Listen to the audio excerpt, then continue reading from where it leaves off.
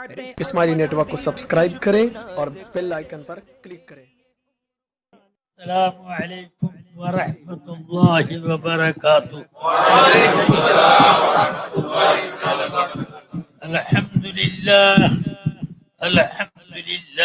نحمده ونصلي ونسلم على رسوله الكريم صلی اللہ تعالی وسلم وبارک علیہ وعلى آلہ وأصحابہ أفضل الصلاة وأكمل التسليم، أما بعد فأعوذ بالله من الشيطان الرجيم، بسم الله الرحمن الرحيم، ومن يعظم شعائر الله فإنها من تقوى القلوب، صدق اللہ العلی العظیم۔ ایک مرتبہ عقیدت کے ساتھ درود شریف کا نذرانہ غایت اہتمام کے ساتھ بارگاہ رسالت میں پیش کریں۔ اللہم صلی علی سیدنا ومولانا محمد معدن الجود والکرم وعلى آلہ واصحابہ وبارک وسلم۔ رفیقان گرامی، میری آواز سے ہی آپ کو میری تھکن کا اندازہ ہو، مگر آواز ساتھ دے کہ نہ دے اور تھکن رکاوٹ پیش کرے یا نہ کرے، میرے لیے صرف ایک مقصد کام کا جو ہے وہی میرے لیے کافی ہے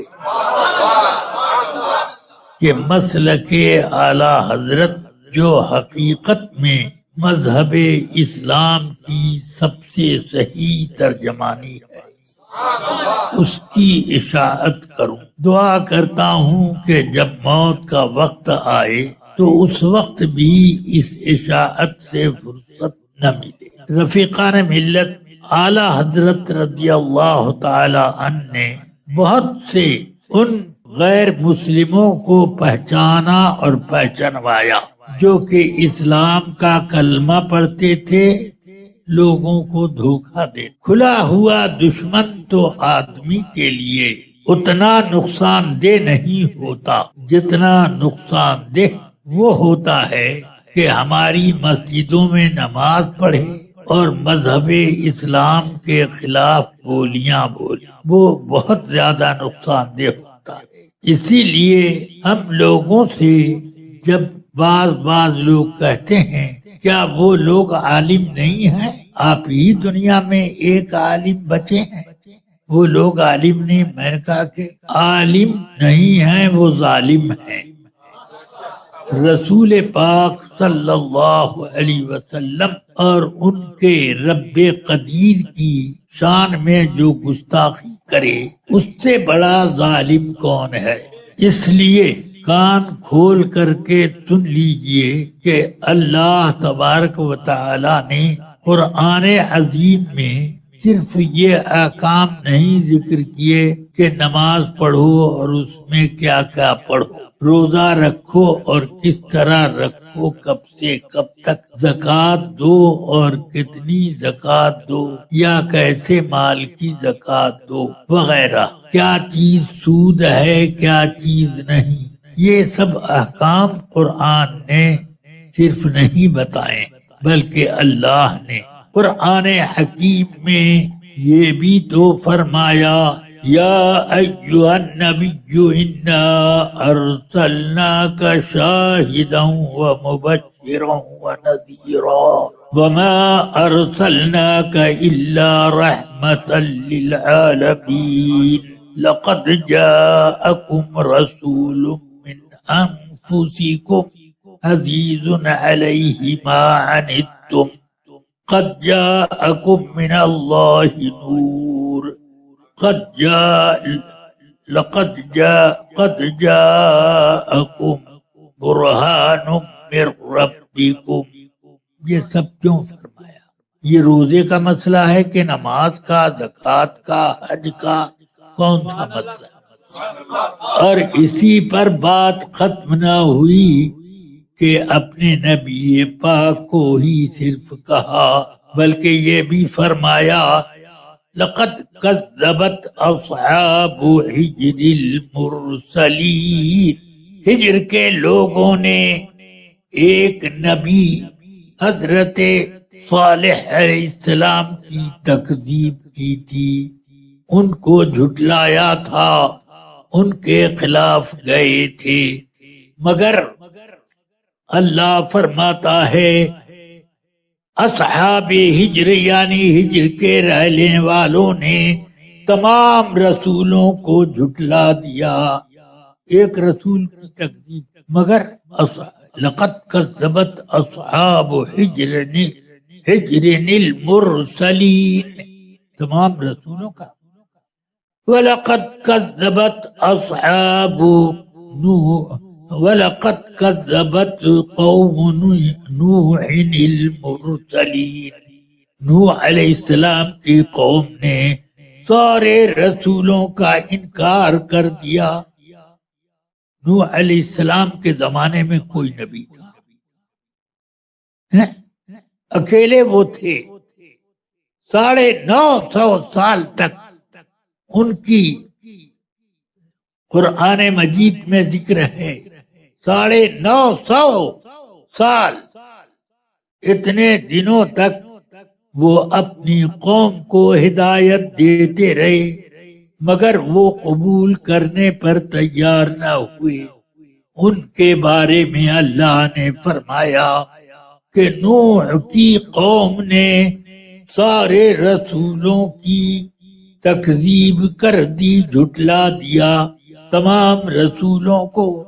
ذرا سوچیے، موسیٰ علیہ السلام کے جو لوگ باغی ہوئے، ان کے خلاف جو کچھ بولے تو ان کے بارے میں قرآن میں فرمایا وَجَعَلْنَا مِنْهُمُ الْقِرَدَةَ وَالْخَنَازِيرَ، ان میں سے ہم نے کتنوں کو سور بنا دیا اور کتنوں کو بندر بنا دیا۔ بھلا بتائیے یہ کس عبادت کا یا کس گناہ کا اس میں بیان ہے؟ اس میں بیان ہے جو نبی کی عظمت کا بیان ہے، کہ نبی کی عظمت بلا شبہ اللہ کی عظمت ہے۔ سمجھ گئے آپ؟ ہاں، جس نے ان کی تعظیم کی اللہ کی تعظیم، جس نے ان کی گستاخی کی اس نے اللہ کی گستاخی کی۔ اسی لیے تو اللہ تعالی نے فرمایا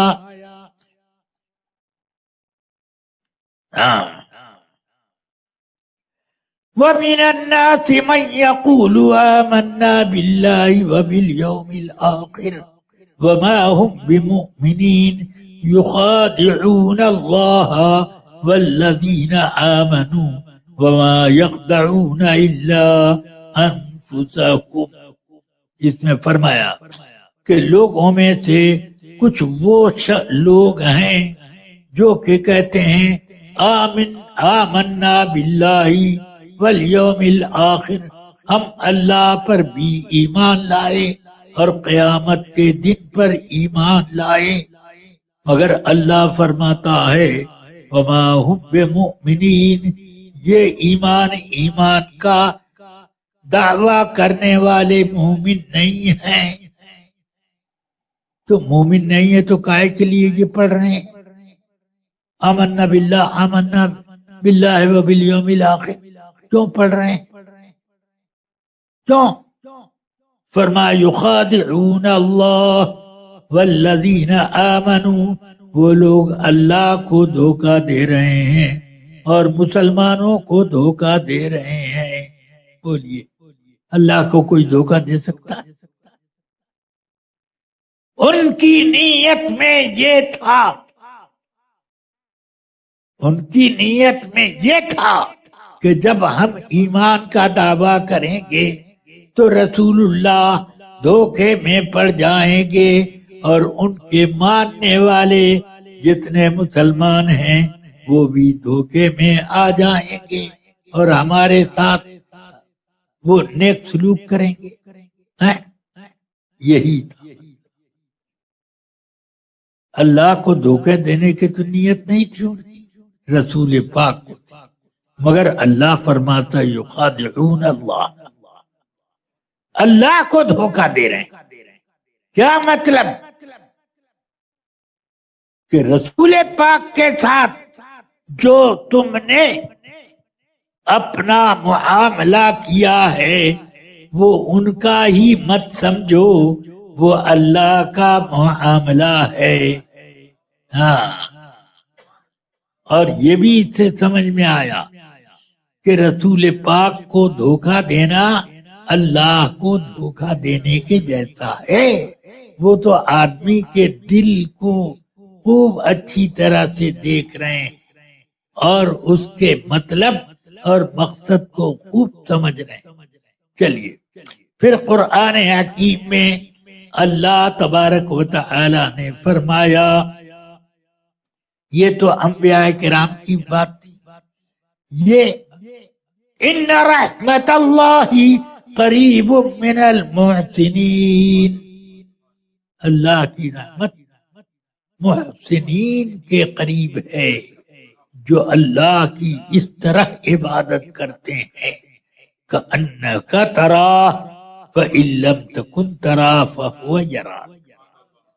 گویا کہ وہ اس کی عبادت اس شان سے کر رہے ہیں کہ خدا کو دیکھ رہے ہیں، یا اس شان سے کہ اتنی گہری شان تو نہ بنی مگر کم سے کم پوری عبادت میں یہ تصرف رہا کہ میرے ایک حال کو اللہ دیکھ رہا. ہاں، میرا کدھر خیال گیا، کیا ہوا کیا نہیں ہوا، سب اللہ دیکھ رہا. پورا عبادت، پوری عبادت میں ان کا یہ مزاج بنا رہا. تو یہ کیوں اللہ نے کیوں فرمایا اللہ نے الا ان اولیاء اللہ لا خوف علیہم ولا هم يحزنون.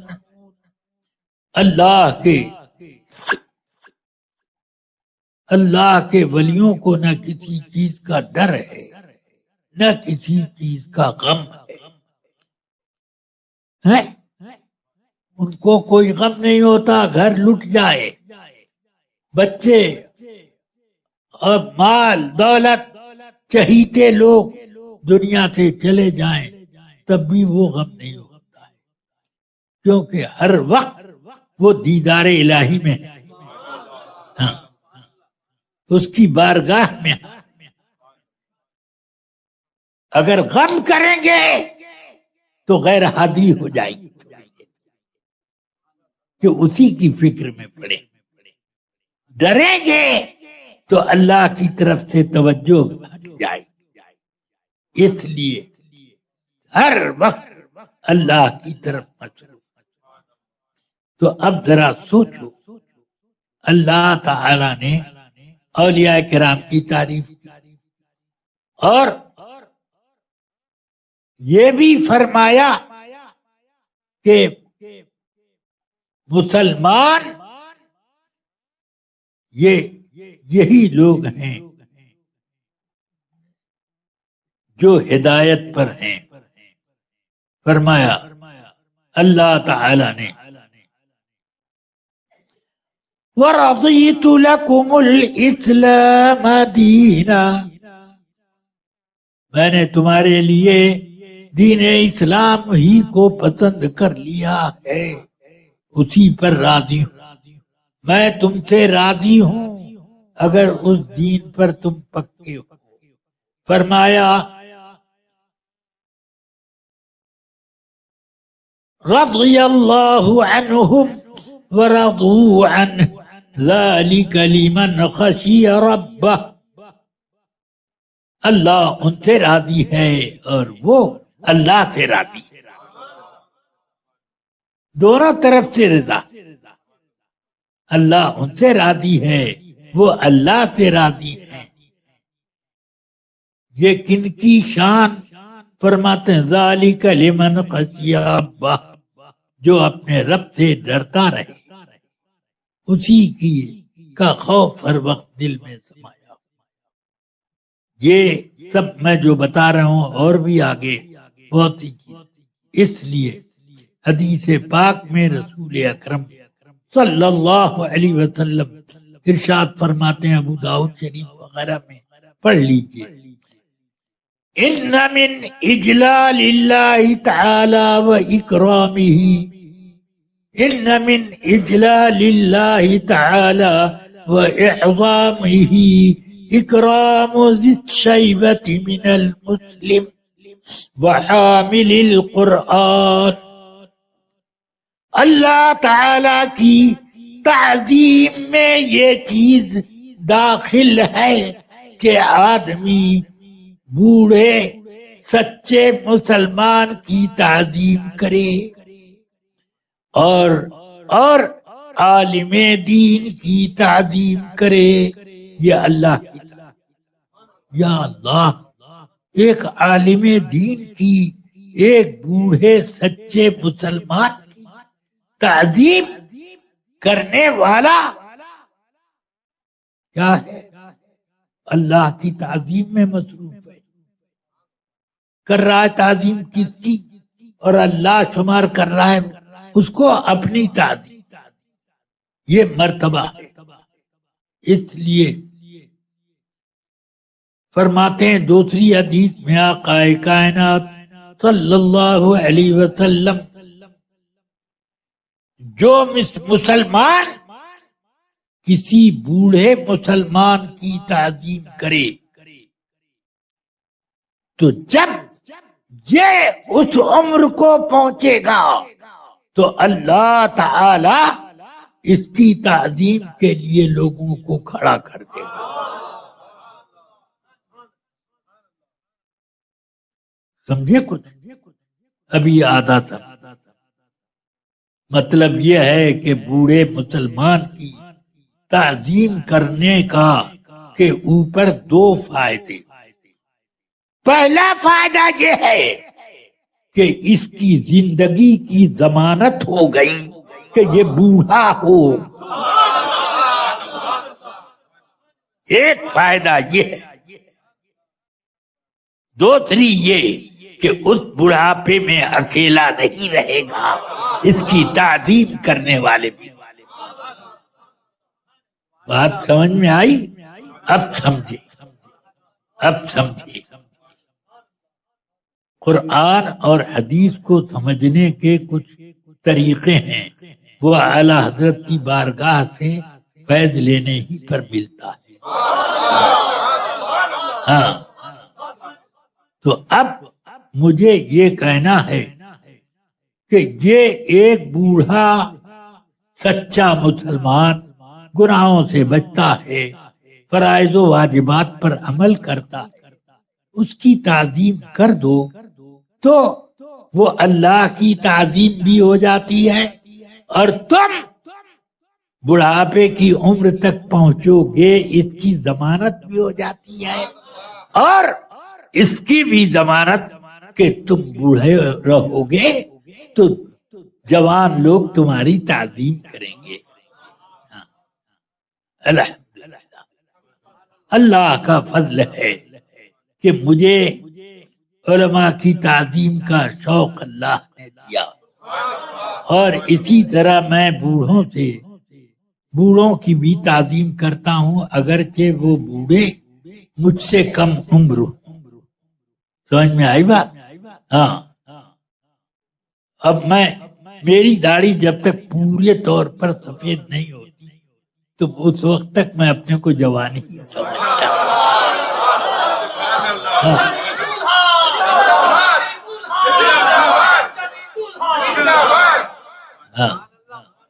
اور اسی لیے اللہ تعالی اس کو پورا سفید بھی نہیں ہونے دے رہا ہے۔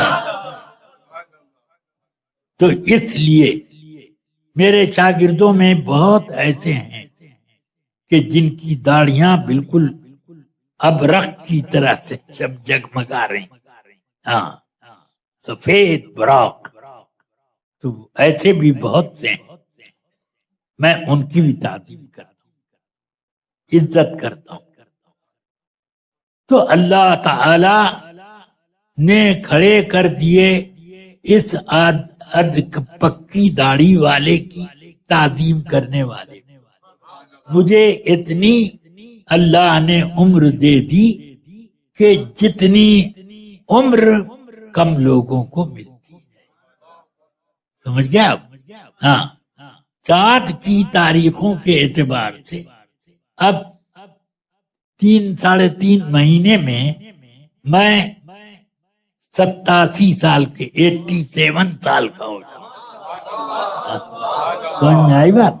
ہاں، تو اللہ تعالی نے مجھے عمر بھی دے دی، ٹھیک، اور یہ بہرحال اب مجھے یہ بتانا ہے کہ یہ اولیاء کرام جو کچھ بھی ہوں یہ مسلمان ہیں، یہ مسلمان اللہ کے احکام پر عمل کرتے ہیں، ایمان کی حفاظت کرتے ہیں، مگر سوچو کہ اللہ فرماتا ہے ان الصفا والمروۃ من شعائر اللہ، صفا اور مروہ اللہ کی نشانیاں نہیں، وہ تو نشانیاں تو بہت عام لفظ ہے، خاص نشانیاں، ہاں بہت خاص الخاص نشان صفا اور مروہ۔ اس لیے جو شخص حج کرے یا عمرہ کرے تو صفا مروہ کی دوڑ لگائے، سمجھ میں آئی بات؟ اب اس کی حدیث جب میں نے بخاری شریف میں پڑھی تو میں سوچنے لگا کہ آخر میں سوچتا تھا کہ آخر صفا مروہ کیسے اللہ کی نشانیاں ہیں۔ میں نے تو تاریخ میں اور سیرت کی کتابوں میں بھی پڑھا کہ رسول پاک کی تشریف آوری سے پہلے اس پر 2 بت رکھے ہوئے تھے، ایک کا نام اصاف تھا جو مذکر تھا اور ایک کا نام نائلہ تھا۔ ان دونوں بتوں کے لیے لوگ آتے، اس کا طواف کرتے حج کے موقع پر۔ جاہلوں میں یہ طریقہ تھا، کافروں کا یہ طریقہ، ایک صفا پر ایک مروہ پر یہ رکھ دیا گیا، اور اس کا بھی قصہ ہے۔ قصہ یہ ہے کہ ان اصاف اور نائلہ نام کے یہ بت نہیں تھے، 2 آدمی تھے، ایک اصاف مرد تھا، نائلہ ایک عورت تھی۔ ان دونوں نے کعبہ پاک کے قریب بدکاری کی تو اللہ نے سزا میں ان کو پتھر بنا دیا۔ لوگوں نے اٹھا کر کے وہاں ایک کو وہاں ایک کو وہاں رکھ دیا، صفا پر اور ایک کو مروہ پر، اور یہ رکھا کہ جو حج کے لیے آوے ایک لعنت اس پر پھونکے، ایک مرتبہ لعنت اس پر پھونکے۔ زمانہ لمبا ہو گیا تو لوگوں نے لعنت بھیجنے اور ان پر تھوکنے کے بجائے اب ان کو پوجنا شروع کر دیا، سمجھ گیا آپ؟ تو یہ چیز اللہ کی نشانی کیسے ہو؟ سوچیے، تو اس لیے اب میں نے حدیث میں پڑھا بخاری شریف میں کہ حضرت سیدنا ابراہیم علیہ السلام کے فرزند سیدنا اسماعیل علیہ السلام پیدا ہوئے حضرت ہاجرہ رضی اللہ عنہا کے بطن. تو 1 یا 2 روز کے تھے. حضرت ابراہیم علیہ السلام نے اسماعیل علیہ السلام کو گود میں لیا اور حضرت ہاجرہ سے کہا چلو چلو. پیچھے پیچھے وہ چلتی رہیں، آگے آگے ابراہیم علیہ السلام. فلسطین سے لے کر آ گئے مکہ مکرمہ میں جہاں آج کعبہ ہے، اس کے قریب پہنچے. ایک ببول کا درخت تھا کعبہ کے تھوڑے سے فاصلے پر. وہاں پر اسماعیل علیہ السلام کو لٹا دیا اور ایک چھوٹی سی مشک میں پانی رکھ دیا. ایک پوٹلی میں کھجوریں رکھ کہا تم دونوں یہیں پر رہو، یہیں رہو تم دونوں، میں چلتا ہوں. حضرت ہاجرہ پیچھے پیچھے چلی. کہتی ہیں یا ابراہیم، ہم کو کس کے لیے چھوڑ کے جا رہے ہو؟ نہ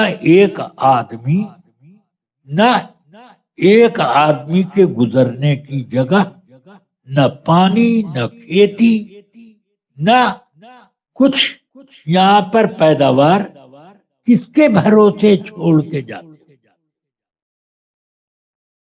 کچھ جواب نہیں دیا. دوسری مرتبہ کہا وہی، پھر کوئی جواب نہ دیا. وہ چلتے رہے، یہ پیچھے پیچھے چلتی رہی. تو اب تیسری مرتبہ ایک لفظ حضرت ہاجرہ نے ذرا سخت کہہ دیا، اللہ امرک بہذا یا ابراہیم. اے ابراہیم، کیا اللہ نے تم کو یہی حکم دیا؟ مطلب کیا ہوا کہ اپنے بال بچوں کو بے آب و گیاہ علاقے میں مرنے کے لیے چھوڑ دو.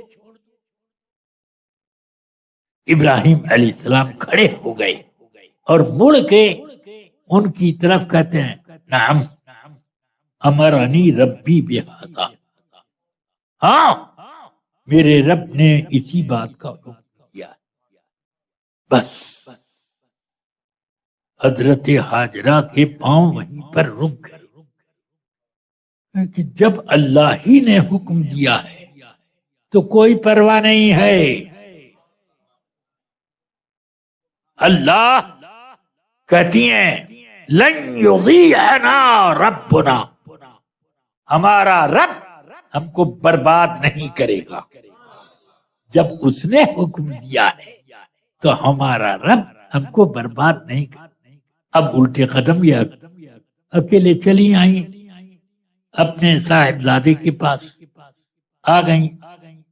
اب کھانے کے لیے کھجوریں تھی، اتنا سا پانی تھا. اب اتنے سے پانی میں کئی روز گزارا ہوتا. اتنی کھجوریں روٹی کے ساتھ نہیں کھانا تھا، صرف ایسے ہی کھجور کئی روز چلتی. پانی بھی ختم ہو گیا، کھجوریں بھی ختم ہو گئی. بخاری شریف میں ہے پیاس سے اسماعیل علیہ السلام اتنا تڑپ رہے تھے کہ جیسے مرغ کو ذبح کیا جائے تو تڑپتا، ایسی تڑپ رہے. حضرت ہاجرہ کو دیکھا نہ گیا، وہیں چھوڑا. آپ صفا پر آئے. اس وقت نہ اصحاب تھا نہ نائلہ. آئیں اور پنجوں کے بل وہ ٹیلا تھا پہاڑ کی طرح. آج کل تو وہ ایک لمبا کئی 1000 سال ہو گئے، کتنا اس میں سے ادھر ادھر ہو گیا دھل کے. تو نیچا ہو گیا، اس پر چڑھ کے اچک اچک کر دونوں طرف چاروں طرف دیکھ رہی ہیں، کوئی نہیں ملا۔ انہوں نے سوچا وہ سامنے مروہ ہے، شاید وقت سے مل جائے، تو وہ دوڑی ہوئی وہاں پہنچ، اچک کے دیکھا کچھ نہیں، پھر دوڑ کے ادھر آئی تو بھی پھر اب امید تو لگی رہتی ہے، پھر ادھر گئی۔ غرض یہ کہ 1 2 3 4 5 6 7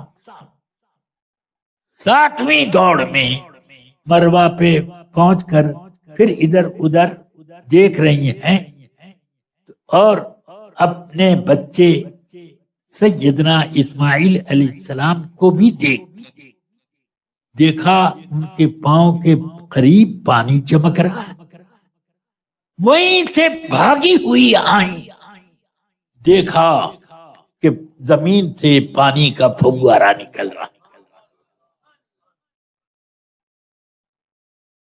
تو ادھر ادھر سے ریت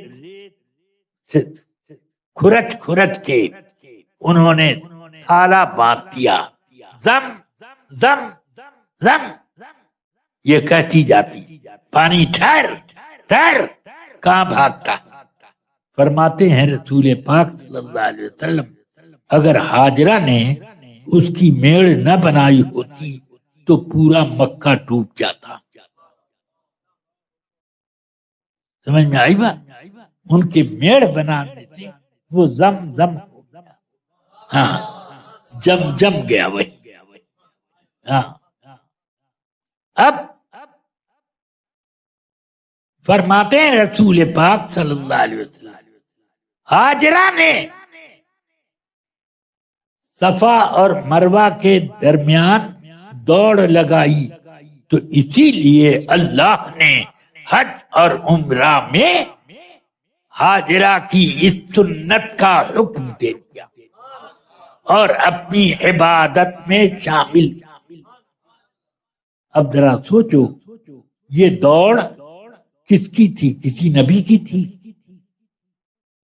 ایک نبی کی بیوی کی تھی، مگر اللہ کو اتنی پسند آ گئی کہ اپنی عبادت کا جز عبادت کے اندر داخل فرما دیا اللہ۔ کتنی بڑی بات ہے، عبادت میں داخل ہو۔ اب باقی حدیث کا کبھی دوسرے موقع پہ سناؤں گا، یہ حدیث بہت لمبی ہے، اس میں بہت سے واقعے ہیں۔ کعبہ شریف ختم گر گر کے وہ بوسیدہ ختم ہو گیا تھا، وہ کیسے بنا، کیا ہوا، وہ سب ہے اس میں۔ اور مکے میں کتنی قومیں آئیں گئیں اور کیسے کیسے آبادی بنی، وہ سب بھی ہے، سب کچھ ہے۔ تو اور روزی کا کیسے انتظام ہوا وہ بھی ہے وہاں پر، سب بتا دیا۔ تو میں یہ عرض کرنا چاہتا ہوں کہ اللہ کے محبوب بندوں کی ادائیں بھی اللہ کو اتنی پسند ہیں کہ اپنی عبادت میں اس کو داخل کریں۔ بالکل اسی طرح رسول پاک صلی اللہ علیہ وسلم جب عمرہ قضا کے لیے آئے، پہلے آئے تھے سن 6 کے ذی قعدہ میں، ذی قعدہ سن 6 میں، یعنی ہجرت کا 6واں سال تھا۔ تو اس وقت آئے تو مکے والوں نے جانے نہ دیا مکے کے اندر، اور کہا کہ یہ عمرہ توڑ دیجئے، آئندہ سال آئیے گا۔ ایک صلح ہوئی تھی، لمبا مضمون ہے وہ، تو ایک صلح ہوئی، تو اس میں یہ طے ہوا کہ آئندہ سال وہ آئیں، ہم لوگ 3 دن کے لیے مکہ خالی کر دیں گے، وہ 3 دن میں اپنا عمرہ اور طواف وغیرہ جو کچھ کرنا ہے کر کے مکہ خالی کر کے چلے جائیں۔ سمجھ میں آئی بات؟ تو اس وقت حدیث شریف میں ہے کہ حضور جب طواف کر رہے تھے بیت اللہ کا تو باسطیہ کے قیقعان پہاڑ پر مکے کے گنڈے لوگ تماشا دیکھنے کے لیے کھڑے تھے. تو ہم لوگ رسول پاک کو چاروں طرف سے گھیرے ہوئے رہتے کہ کہیں وہ لوگ پتھر نہ پھینکیں، حضور کے بجائے ہم لوگوں کو لگ جائے. اس لیے ہم حضور کو بچانے کے لیے اپنے گھیرے میں رہتے. رسول پاک آئے حجر اسود کے کونے پر آ کر فرماتے ہیں سب لوگ رمل کرو، اکڑ کے چلو. اور جب پہنچو رکن یمانی پر تو رکن یمانی سے لے کر رکن اسود تک آہستہ چلو. تو لوگ وہ کرتے رہے. کیوں کرو؟ تاکہ یہ لوگ تمہارے بدلے یہ دبلے دبلے بدن کو نہ دیکھیں، ذرا تمہاری بہادری کا انداز بھی تو دیکھیں. ہاں ذرا اکڑ کے چلو. تو یہ حضور اکرم صلی اللہ علیہ وسلم نے 4 چکر کیا. وہ سب مکے والے بولے کیا تم لوگ تماشا، چلو چلو چلو چلو. ان سبوں نے سوچا کہ یہ جوان لوگ کہیں مرعوب نہ ہو جائیں، چلو چلو چلو. جب وہ سب چلے گئے تو حضور نے کہا اب آہستہ. کعبے میں کا طواف ہو رہا ہے، اس طواف کا حکم یہ ہے کہ باوضو کیا جائے. اگر وضو ٹوٹ گیا تو وہیں چھوڑ کے جاؤ، اور وضو کر کے آ کے پھر وہیں جہاں چھوڑا وہاں سے شروع.